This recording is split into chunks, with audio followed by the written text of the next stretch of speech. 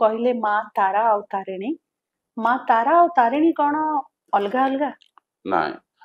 नत्वां श्री तारिणी तारा देवी ब्रह्म स्वरूपिणी से तारा तारिणी हेई पारंती किंतु गोटे ब्रह्म गोटे शब्द गोटे सब किसी गोटे जे एकाठी मिसी खाइबे एकाठी स्नान करिवे एकाठी सब किसी तांकर माँ तारा और तारिणी दी भणी नाम रे समग्र ब्रह्मांड जानिछि किंतु से गोटे ब्रह्म किछि किंवदंती अछि कि तांक निश्चित बारे भाव जेतेबेले तारा और तारिणी नाम जेतेबेले जेतेबेले भगवती कलिजुग प्रारंभ रे मांकर नाम प्रचार प्रसारित हैला सेतेबेले बहुत साधक माने मां को आराधना करथिले महर्षि वशिष्ठ सत्य जुगरु प्रारंभ ही भगवती को तपस्या करुथिले जेतेबेले से शंकर तारिणी रूप रे मां को आराधना करथिले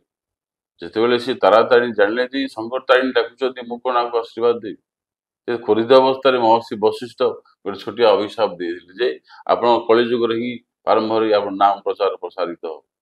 तत्पश्चात से दिन भगवती सुप्त अवस्था थे कलिजुग ही मां नाम प्रचार प्रसारित होता एवं जो कलिजुग प्रारंभ में मां नाम प्रचार प्रसारित होता से शब्दम विषय एपणे अंचलवासी देखिए आप दारिद्र सीमा रेखार तले थे महामारी आरंभ कर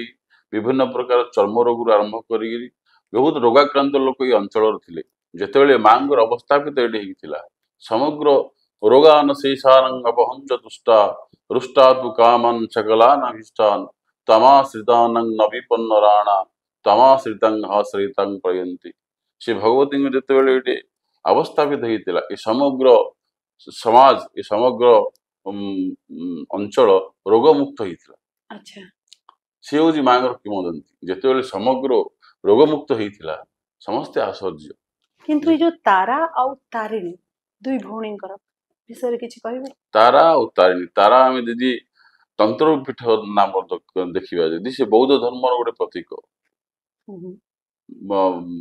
बौद्ध बुद्धिस्ट माने माँ तारा को बहुत आराधना करती अच्छा बुद्धिस्ट आम जा गौतम बुद्ध आरंभ गौतम बुद्ध बहुत आराधना करते तारा को एवं तारिणी से दुख हारिणी से केवल समस्त दुख ही हरण करें कि तारा और तारिणी सी आम मंदिर रे आप देखिए गोटे नुआ गोटे तारा दानी कौन दी गोटे लोकलोचन गोटे कि गोटे ब्रह्म आप जानवे जिते समस्ते मध्यरात्रि जिते माँ सब प्रकार नीति सरी जाए से दी भणी बुलिया बाहरी पड़ती केबे आपण आभास पाइछन निश्चित भाव में से जो ऋण झुण शब्द एवं धूपर जो बास्ना समग्र मंदिर बेढ़ा प्रांगण पूरा प्रकम्पित होता है एबे भी हुए से जो निजे गोटे समग्र मानव जाति को देखा ब्रह्मांड देखा निजे दायित्ववान हो समस्त देखिए अंचलवासी एवं ऋषिकुल्या नदी जो अच्छी ये ऋषिकुल्या महापुण्यम गंगायं तीर्थरूपिणी स्नान करोमि तत्वयं विष्णुलोको प्रयच्छमे भगवती ऋषिकुल्या